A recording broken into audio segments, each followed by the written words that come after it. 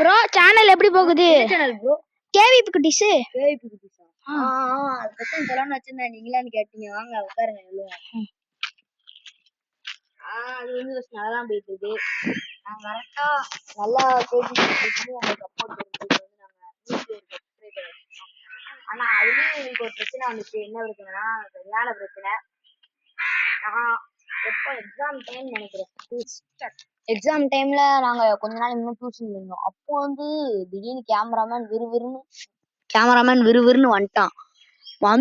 வந்து ஒரு வார்த்தை சொன்னா பாருங்க, தல இது மச்சான் இது சேனல் இதாயிருச்சுன்னா பாருங்க.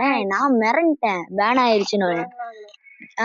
சரி ஏதோ உருட்டுறான், சரி சும்மா பாப்போன்னு பார்த்தா அது வந்து எங்களுக்கு வந்து சரியான ஆதார் ப்ரூஃப் இல்லைன்ட்டுன்னு இது பண்ணியிருக்காங்க. அது நாங்கள் எல்லா ப்ரூஃபையும் எடுத்து அனுப்பிவிட்டோம் யூடியூப் சேனலுக்கு. அவங்க வந்து சரி அதுக்கடுத்து எண்ணி 3 நாள்ல 100 சப்ஸ்கிரைபர் அடிச்சிட்டோம். 101. அதுல 100வது சப்ஸ்கிரைபர் அடிக்கும்போது தான் ஒரு அங்கிள் நினைக்கிறேன் போன் அடிச்சாங்க எங்களுக்கு. சொன்னா போன் அடிச்சு வாழ்த்துக்கள் சொன்னாங்க எங்களுக்கு.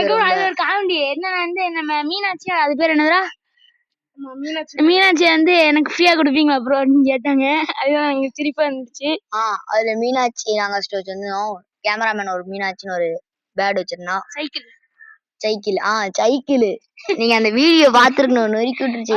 அது எங்களுக்கு ஃப்ரீயா கொடுப்பீங்க அப்படின்னு கேட்டாங்க. சரி ப்ரோ நாங்க வாங்க ஒரு நாள் மீட் பண்ணுவோம் அப்படின்னு இருக்கு. ஓகே ப்ரோ அப்படின்னு இருக்கு.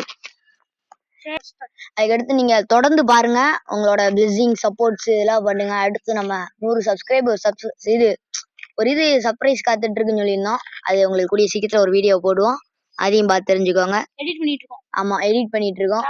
சரியா காய்ஸ், இப்போ போயிட்டு வரோம். பாய் கேபி குட்டீஸ்.